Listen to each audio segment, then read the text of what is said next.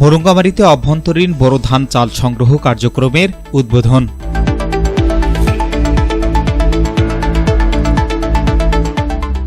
আসসালামু আলাইকুম। এমকে টেলিভিশনে নিয়মিত সংবাদে আপনাদের স্বাগত জানাচ্ছি আমি শারমিন মিনা। এতক্ষণ শুনছিলেন সংবাদ শিরোনাম, এখন ডেস্ক থেকে বিস্তারিত।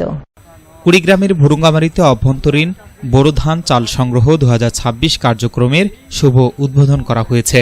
রবিবার বিকেলে উপজেলা খাদ্য বিভাগের আয়োজনে জয়মনিরহাট এলএসডি গুদামে এ সংগ্রহ অভিযানের আনুষ্ঠানিক উদ্বোধন করেন প্রধান অতিথি কুড়িগ্রাম 1 আসনের সংসদ সদস্য আনোয়ারুল ইসলাম।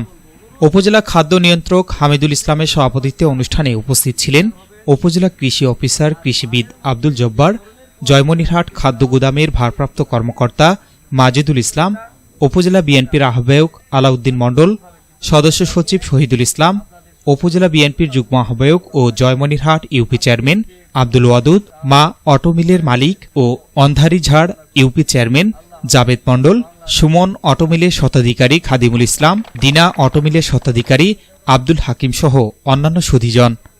চলতি মৌসুমে ভুরুঙ্গামারী উপজেলায় সরকারিভাবে 1683 মেট্রিক টন ধান প্রতি কেজি 36 টাকা দরে, 10,663.980 মেট্রিক টন সিদ্ধ চাল প্রতি কেজি 49 টাকা দরে এবং 55.980 মেট্রিক টন আতপ চাল প্রতি কেজি 48 টাকা দরে ক্রয়ে লক্ষ্যমাত্রা নির্ধারণ করা হয়েছে।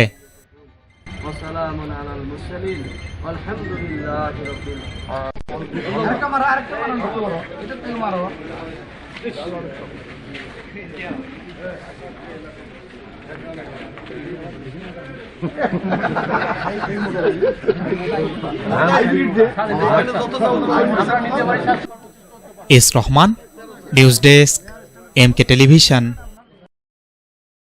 শেষ করছি এমকে টেলিভিশনের নিয়মিত সংবাদ। এতক্ষণ সাথে থাকার জন্য আপনাদের সবাইকে অনেক অনেক ধন্যবাদ।